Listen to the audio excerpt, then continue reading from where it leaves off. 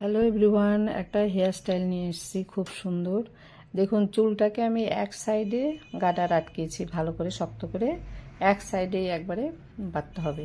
তারপরে দু তিনটে ক্লিপ আমাকে এই সাইডে আটকে নিতে হবে, কারণ এগুলো আমার দরকার হবে, এখানে কাটা গুঁজতে হবে। আমি দু তিনটে ক্লিপ আটকে নেব, নাহলে শক্ত হবে না, খুলে যাবে।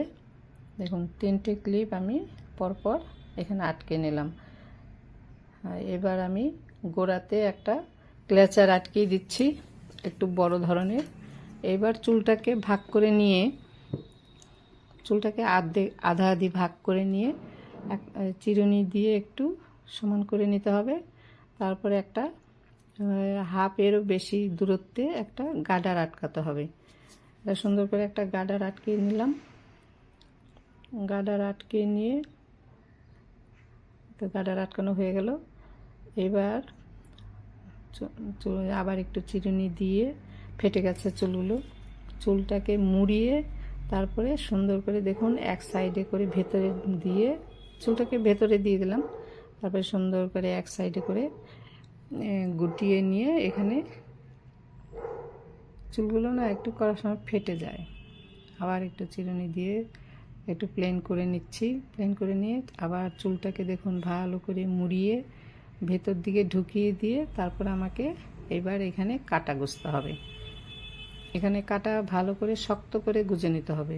এবার আমি দেখুন একটা একটা করে দু তিনটে কাটা আটকে নিচ্ছি, ওই ক্লিপগুলোর মধ্যে ঢুকিয়ে আর এই চুলের মধ্যে ঢুকিয়ে, মানে কাটাটা আটকাতে হবে, তাহলে গিয়ে টাইট হয়ে থাকবে।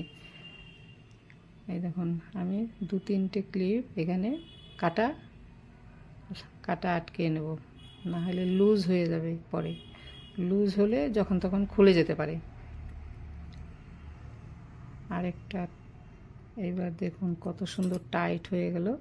এইবার এই চুলগুলোকে অল্প অল্প ভাগ করে নিয়ে, একবারেই অল্প চুল ভাগ করে নিয়ে এটাকে রশির মতো পাকিয়ে নিতে হবে।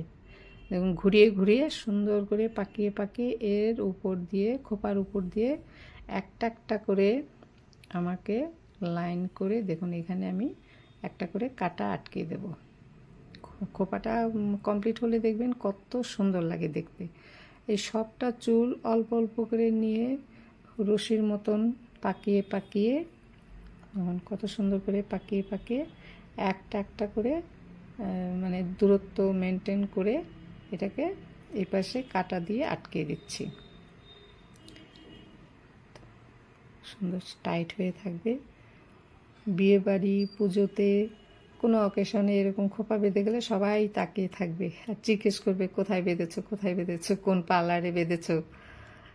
এই দেখো, সবটা চুল আমাকে ভাগ ভাগ করে নিয়ে পাকিয়ে পাকিয়ে এই খোপার উপর দিয়ে সুন্দর করে একটা একটা করে এই যে আগের মতন ক্লিপ দিয়ে আটকাতে হবে। এরকম করে দূরত্বটা একটু ঠিক রাখতে হবে। সবগুলো চুলই আমাকে সুন্দর করে রশির মতন পাকিয়ে নিতে হবে, তাহলে চুলটা খুলবে না, টাইট হবে বেশ, আর দেখতেও একটা আলাদা সৌন্দর্য হবে চুলের মধ্যে। এখন সবগুলো আমি এরকম পাকিয়ে পাকিয়ে, সবগুলোই তাই এরকম করে সুন্দর দূরত্ব মেনটেন করে এখানে একটা করে কাটা আটকিয়ে দিচ্ছি। খুব সহজ, এই খোপাগুলো দেখলেই নিজেরাই ঘরে মানে তৈরি করা যায়, একজন আরেকজনকে বেঁধে দেওয়াই যায়, পার্লারে যাওয়া কোনো দরকার হয় না। এই দেখুন সবগুলোই প্রায় হয়ে গেলো আমার। এই একটা লাস্ট, এটাকেও তাই এভাবে নিয়ে আবার, মানে কতগুলো কাটার দরকার হয়, কাটা দিয়ে আটকে দিলাম। এইবার সাইডের চুলগুলোকে আবার সুন্দর ভালো করে পাকিয়ে পাকিয়ে শুরু করে আমি সাইড দিয়ে ভালো করে ঢুকিয়ে দেবো চুলগুলোকে। এখানেও কাটা গুঁজে দিলে ভালোই হয়। একটা একটা করে ভালো করে মুড়িয়ে মুড়িয়ে সবটা চুল আমি সুন্দর করে ভেতরে গুঁজে দিচ্ছি।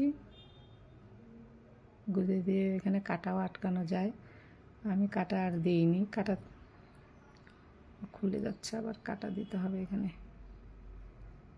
কাটা দিয়ে ভালো করে কাটা দিলে টাইট হয়, চুলটা খোলার চান্স থাকে না।